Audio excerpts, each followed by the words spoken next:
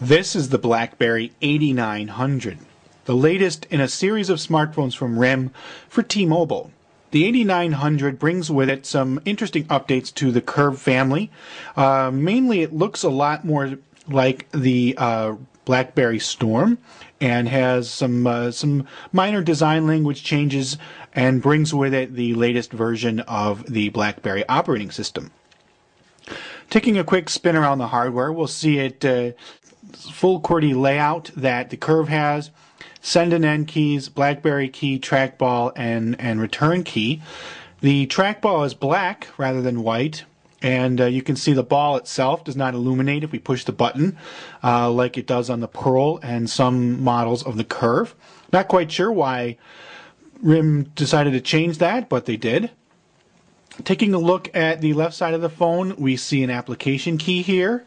Nothing along the bottom, and on the right side we see a micro USB port, another application key, as well as a volume toggle, and a 3.5mm headset jack. On the back we can see the camera. We have a 3.2 megapixel autofocus camera with flash, and we'll just take the back plate off real quickly here. And underneath here you can see the battery, the SIM card, and the micro SD slot.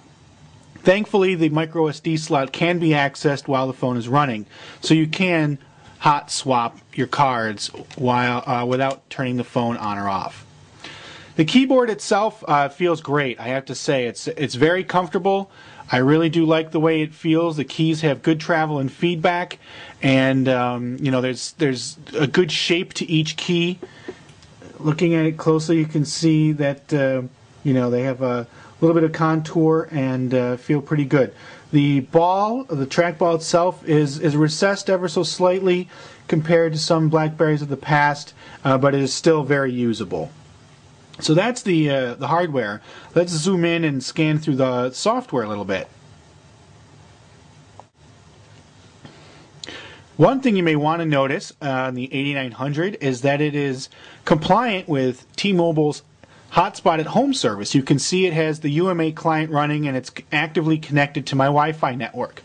That happened automatically as soon as I turned the phone on. It just connected and that was that. So you can get unlimited calling at home and better coverage at home with the Hotspot at Home service.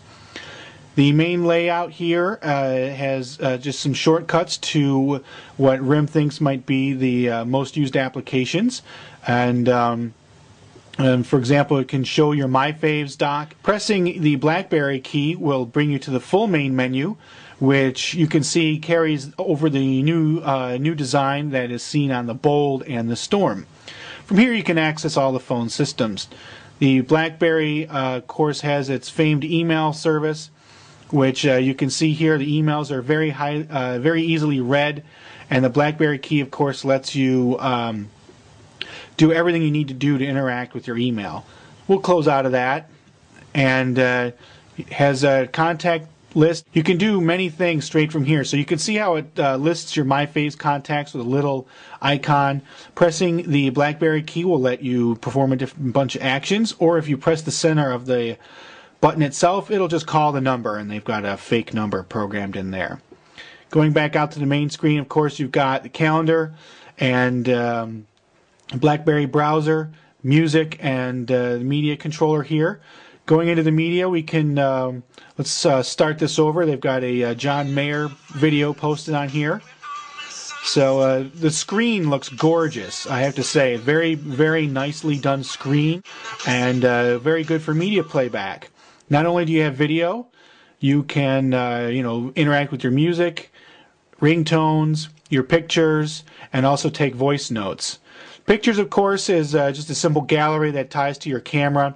If you look at all pictures, you've got a grid here that you can zoom around. And if you've highlighted a picture, hit the BlackBerry key to take different actions and send the picture where you want to, maybe via MMS or email or whatever. So that's a quick look at that. Now let's take a look at the camera software itself. Firing up the camera. Some nice improvements here.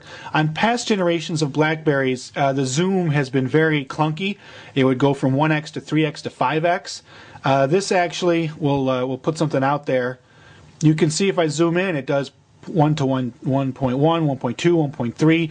So you have finer control over the zoom function, which is something I appreciate very much. And of course, if you want to change the phone's features and settings, hit the BlackBerry key, go to the options, and away you go. You can make lots of different adjustments to the camera. We'll just fire up the browser here before we close off. Let's go to a new page. We will go to Phone Scoop.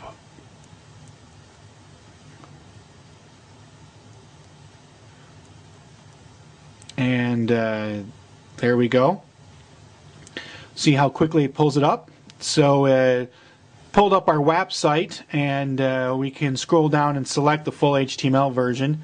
See how quickly it does this, and it appears that it's doing this through the Wi-Fi connection.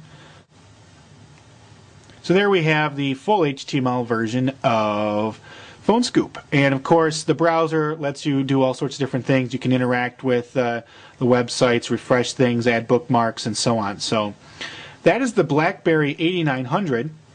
A very nice update to the Curve family. Has very appealing hardware and much more powerful and useful software.